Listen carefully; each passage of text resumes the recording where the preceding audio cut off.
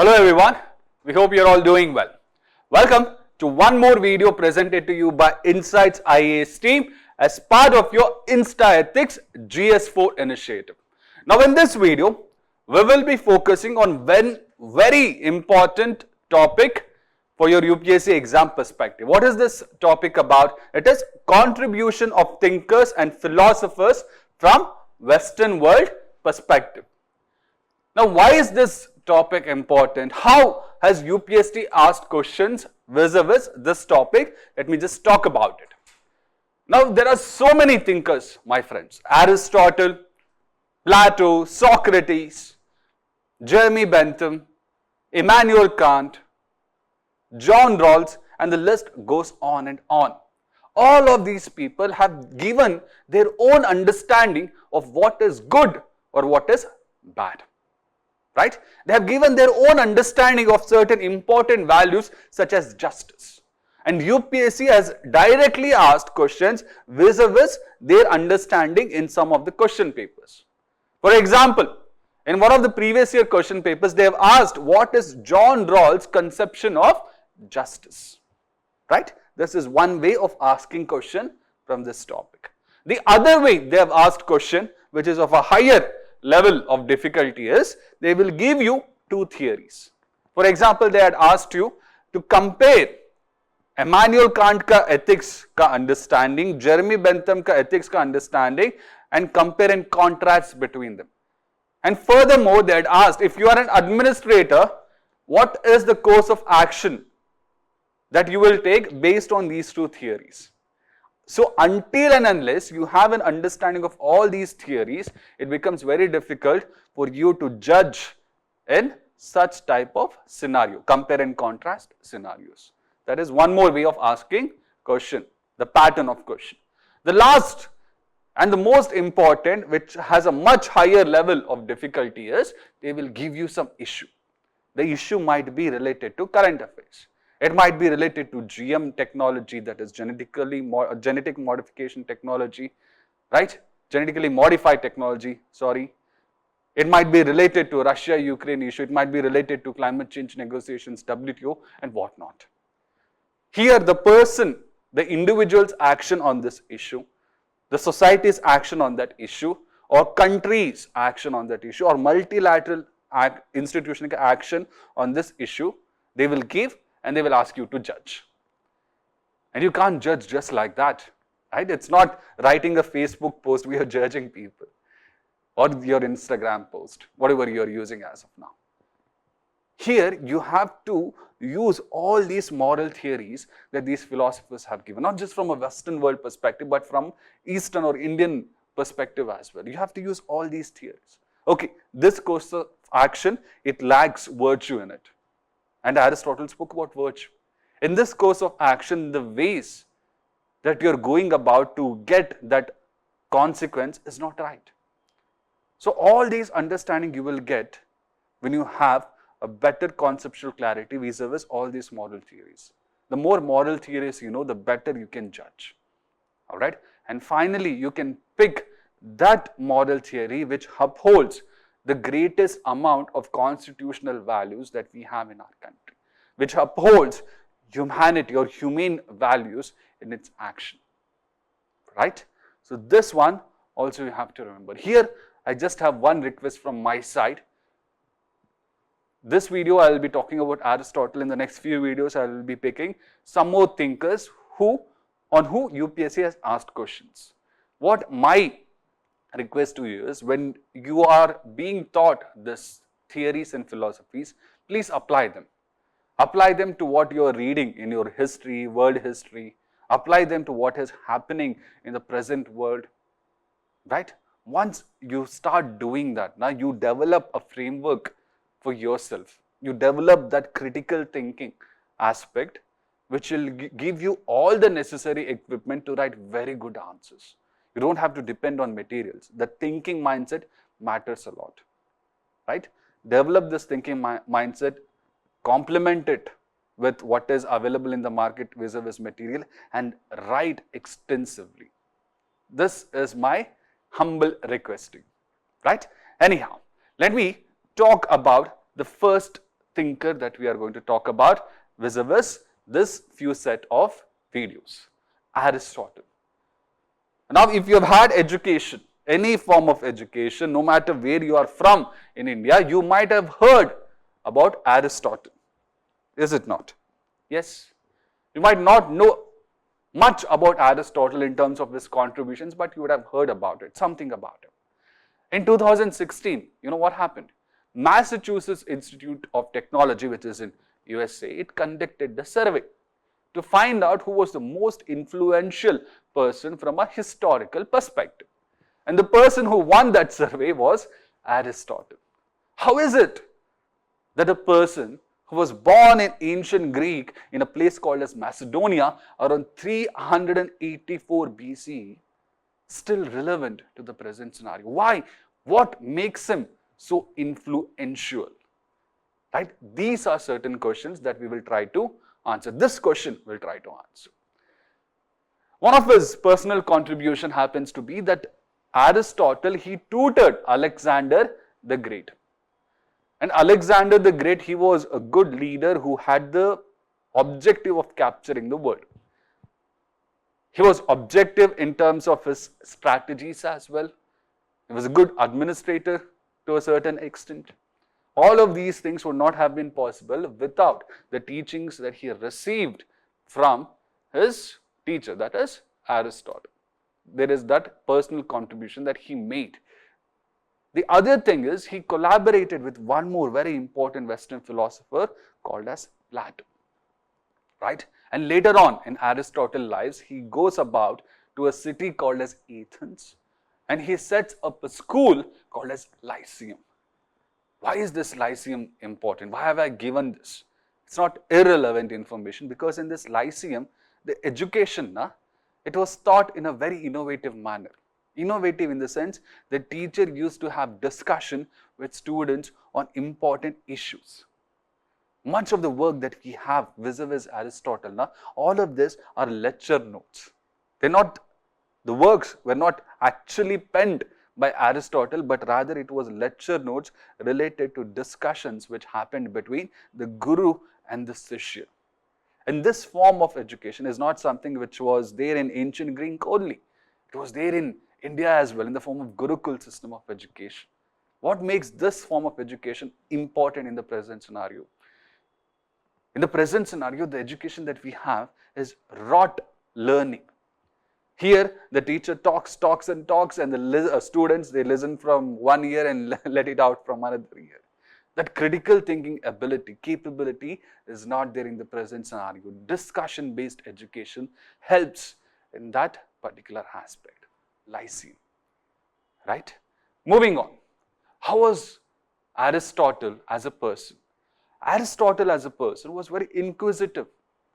He liked to question everything. He wanted to know what was the nature of the material. He wanted to know why that material worked the way it worked. He wanted to know about earth, sun, moon. He wanted to know what was the purpose of art. How art should be. What should be the objective of art. So when you look at the contributions that he has made vis-a-vis various fields, it is very diverse. He has contributed to understanding of physics, zoology, politics, ethics, philosophy, and much more. Some of his important works I've just written over here, that is politics, Nicomachean ethics. This is where we come across virtue ethics. And Nicomachean, the name Nicomacheus, right? He happens to be the son of Aristotle, right? He was the one who wrote it. The next, you have poetics, which talks about art. Metaphysics of Aristotle, which is another important work. And there are many more like that. Okay? Very inquisitive. He wanted to know the meaning, the nature, the essence, right? By this time around, I'm very sure that you will be coming up with your own answers as to why Aristotle is still relevant in the present scenario because of the diverse contributions that he has made across various fields. Now, when you talk about philosophy, there is this perception that philosophy is very abstract, right? Philosophy is not logical or objective. 1 + 1 in philosophy could mean 2, could mean 2.5, 3, an infinite number of things. vagueness. But for Aristotle, philosophy was not this vagueness, but for Aristotle, philosophy was related to practical wisdom. Any philosophy which increased this practical wisdom, that was something that needs to be adopted. And practical wisdom or practical knowledge on what issues, on what questions which were rooted in the basic aspect of human life. What is happiness? That is what Aristotle wondered about. Like this, he wondered about few more questions. For example, what is the purpose of art? What is friendship? How should ideas be brought about in a busy world that we live in? And how to persuade people to such ideas, right? When you look at all these questions, they are something which are still relevant in the present scenario, is it not? And that is what makes Aristotle still relevant, even though he lived such a long time ago. The practical wisdom, the questions that he wondered about. How to lead a happy life? Is it by acquiring power? Is it by improving yourself vis-a-vis education, double degree, triple degrees, doctorates and whatnot? From Aristotle's perspective, that is not the case. If you want to be happy, he has a very simple formula.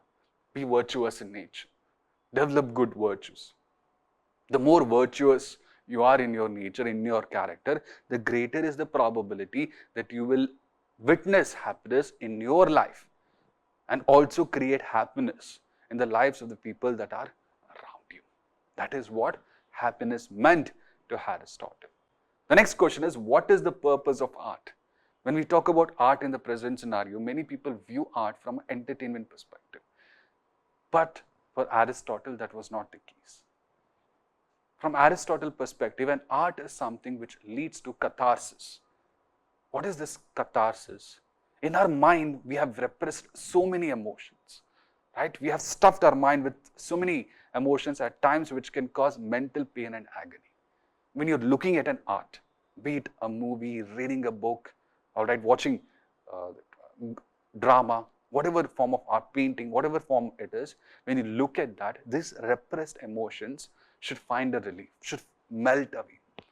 If an art, all right, manages to do that, that is what he considers as a good art.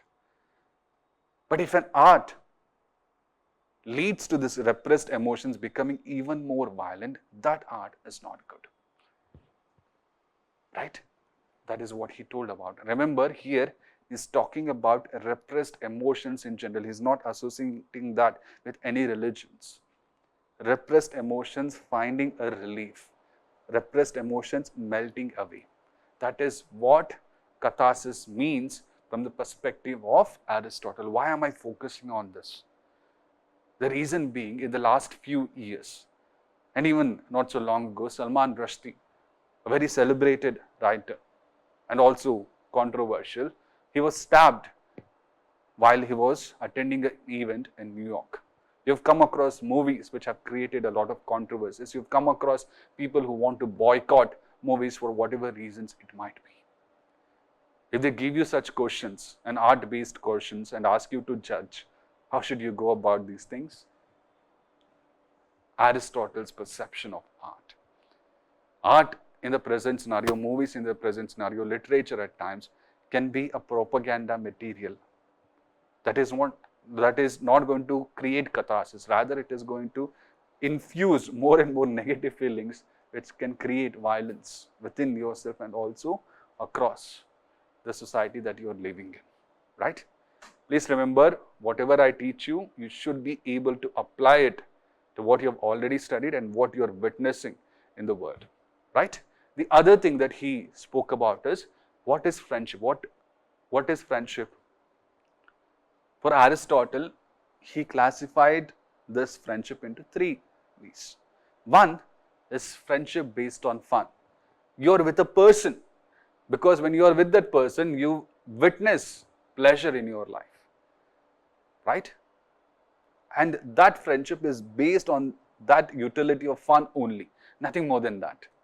Okay, we have such fun-based friendships in our society. The other type of friendship that he spoke about was strategic friendship. Here you're with that person, you're friends with that person because either in the short term or in the long term, you see some benefits out of such friendship. The second thing. The third friendship that he spoke about was true friendship. Here you are friends with a person because you don't have any selfish purposes like you witnessed in the last two things. You're friends with that person because it is selfless. You're with that person through both the tough times and the great times. These friends bring out the best in us. These friends help us when we are down and out. That true friendship is what Aristotle wanted people to explore and adopt as much as possible. Right? What is friendship? Right? The other thing that he wondered about is how should ideas be brought about in a busy world and influence the world about these ideas. Remember, most of the decisions that used to happen in ancient Greek, they used to happen in a discussion base. They used to get in a very public place, they used to discuss idea and then adopt it. Now, you would have come across people, or you yourself might be a person who is very intelligent, who is very smart, because of one reason or the other. It might be because you're fearful, scared to express your opinion, your ideas. It might be because you consider others to be far less inferior to you, so you keep your mouth shut, silent, right?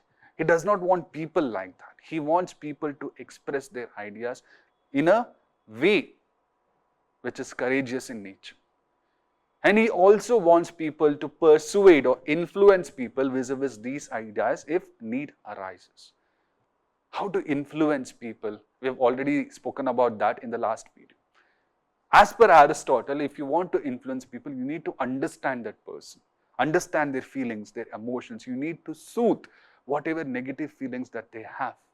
You need to be rational in your arguments. You need to have that humor in your argument. Once you have all these things, you can persuade people towards your ideas. All these questions, right? They're so very basic to our existence even in the present scenario. And that is what has made Aristotle still relevant in the 21st century. Right? Please remember what Aristotle wonders or what answer he has given to all these questions because they're very important. It will help you to answer questions both in section A as well as section B. Right? Moving now, let me just talk about the virtue ethics concept. Now, what is this virtue ethics? I told you in the initial part of the video that there are so many thinkers. All these thinkers have given their own understanding of what is right or what is wrong. Right. So, when you talk about Jeremy Bentham, when you talk about Immanuel Kant, they deal in terms of judging what is right or what is wrong based on the consequence of an action. Whether that action is, consequence of an action is resulting in goodness or bad. But with virtue ethics, it is different. It is opposite. Here they don't focus on consequence of an action, but rather they focus on the character of the individual. As long as the individual's character is virtuous in nature, the consequence will also be virtuous, right? Automatically. If you are good, the consequence will also be good. So focus on your character first. Once you focus on your character, you don't have to worry about the consequence of an action. The more virtuous you are, the greater is the probability that the consequence of an action will be good. Okay? What does Aristotle say about virtue? Virtue is the balance between the excesses. Excesses in positive, right? On the both sides of the extreme. I'll give you an example and then explain this. It will be much more better. Here you have virtue, which is a balance between two types of extremes. You have one vice, which is on the deficiency side, and you have another vice, the other extreme end, which is excess. For example, let me take brave, right, or courage. Now imagine there is a burglary happening across the home, the lane in which you are staying. You witness this burglary, right? What is the action that you need to do? If you are covered, you will just switch off your lights of your own home so that the burglar does not come to your home. You will lock all the doors. That is a cowardly act, is it not? What is rash action in this scenario? You might open your doors, right? Take some materials in your hand, go to the other house and beat up the burglar, right? This is a rash action. Why is this a rash action? Because you're not thinking. You're not objectively analyzing the situation. What if the burglar who is doing that act in the other home is very physically well-built? What if he has guns and all such other big ammunitions? You stand no chance to win.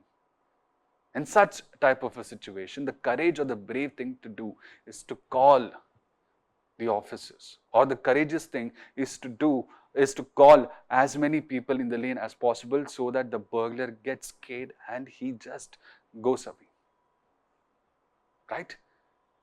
This is what mean. Virtue is a balance between two types of extremes. This is also called as golden mean. As per Aristotle, the 11 virtues that he wanted in an individual was brave, temperate, generous, truthful, witty, friendly, spirited, conscientious, indignant, benevolent, industrious. All these virtues, you just have a look at it, what it means. All right? As an officer, are these the virtues that you need to follow? Absolutely yes. Right? Okay? Right. I'll just give you one more example and then we will move ahead with it. Witty. What is this witty? When you are having a conversation, you should be generating interest in that conversation. Right? Many people, what they do is because of that fear or having that attitude of superiority compared to others, they don't participate in the conversations only.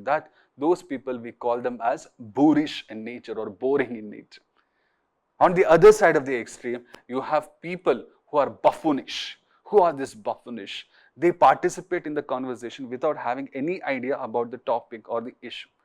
Just keep on talking and talking. They make fun of themselves unknowingly, right? But as a person who is witty enough, he is a person who has idea. He is a person who knows how to generate arguments, how to keep people interested and participating in the conversation. He is a person who has a sense of humor as well. These are the types of virtues that Aristotle wanted individuals to adopt in their life. Okay, right. Coming back, he says one more aspect of virtue ethics that he mentions about is having virtue means doing the right thing at the right time, in a right way, in the right amount towards the right people, right? But the problem is, I'll come to this statement a bit later. It is one of the criticism of virtue ethics. Just remember this one. Virtue, how do you learn virtue? Virtue is not something that you're born with, right? It is learned and observed through moral exemplars. Who are these moral exemplars? These are the people in the society who have developed these virtues over the due course of time and they're applying that in their practical life. You have to look at them, observe them and adopt as much as possible. This is one way. The other way is you need to have a constant imagination.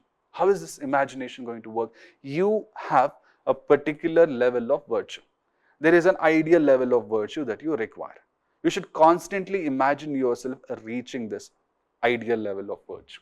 Once you have this imagination, right, you will push yourself to adopt better, more virtues which will make you even more happy in your life, right? These are the ways that he wants virtues to be developed and ingrained in a person. The emphasis is not just on learning or developing virtues. The important emphasis is on keep doing this virtuous thing, making this virtue a part of our character. Knowing is one thing, planning is one thing, implementing is where the difficulty lies, is it not? On a daily basis, you should be doing virtuous act. Your character should showcase such virtuousness. It should not be based on any circumstance which will give you either more benefit or less pain or anything like that. Even if it gives you pain, be virtuous in your nature.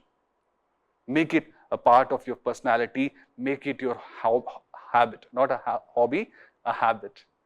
And you all know it is very difficult for us to develop any habit, is it not? Right? Habit takes certain amount of dedication from our side. Habit takes certain amount of sacrifices from our side, focus from our side. He wants virtue to become a habit. Why do you need to be virtuous? The answer is already there, for us to be happy. This, he termed it as eudaimonia. Unfortunately, we don't have a single word translation for eudaimonia in the language of English. This happiness, what it means over here is being in a perfect state of happiness within yourself, being in a perfect state of happiness with people around you as well, right? So you will be creating eudaimonia when you're virtuous for yourself, for your society and the country. There will be less and less of negative values in the society. Corruption arises when you have greed, right? Inequality arises when you don't have generosity as your virtue. Where is generosity? Yes. Materialism occurs when you have extravagant. When you are not honest or truthful, you will witness boastfulness, right? Dishonesty, paid news, fake news, whatnot. I hope you are able to understand how to apply virtue ethics to what you have already learned and what is happening in the world. This is what I want from you very much. All right. To sum up, virtue ethics, I have given a quote, but before I go to the quote, let me give you two important criticisms about virtue ethics. Now, I told you, when you look at this statement, right thing at the right time, in the right way, in the right amount towards the right people. So many rights are there. What is this right time? Who are these right people? Aristotle has not spoken about it. This is what makes virtue theory abstract. For a person who wanted to develop practical wisdom, the statement that he has given, right, it does not necessarily create that much amount of clarity. It is still vague. The other thing, when you look at this virtue table, brave, courage, this is something that can change. The understanding of what courage means can change across culture and time. Is it not?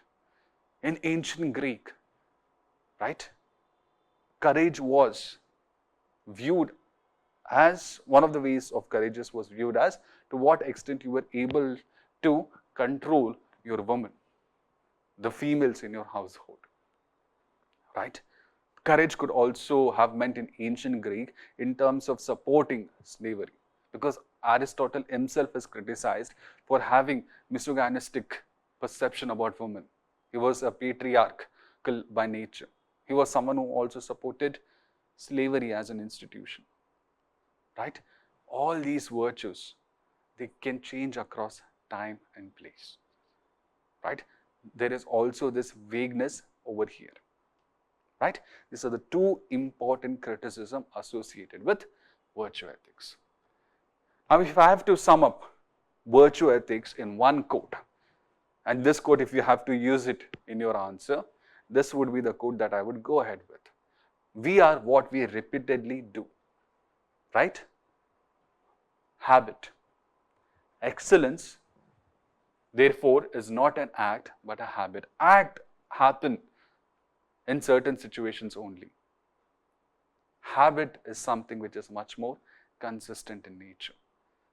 Happiness, all right, eudaimonia, virtue should not be an act but rather a habit. Virtue ethics should be a habit, right? You have learned about so many leaders as part of your UPSC preparation. I have also spoken about leaders. When you look at all these leaders, they have certain amount of virtues that stand out. With Gandhiji, it was truth, right? Wittiness is also something which is associated with Gandhiji, is it not? All these things, please keep in your mind. Try to apply these moral theories in the way that I have taught you. And this framework, I'm very sure, will help you in understanding concept and writing very good answers, right? We'll try to cover as many thinkers as possible from this perspective and scenario. I'll meet you next time with one more thinker, right? Until then, please take care of yourself and have a great time. All the very best. Thank you.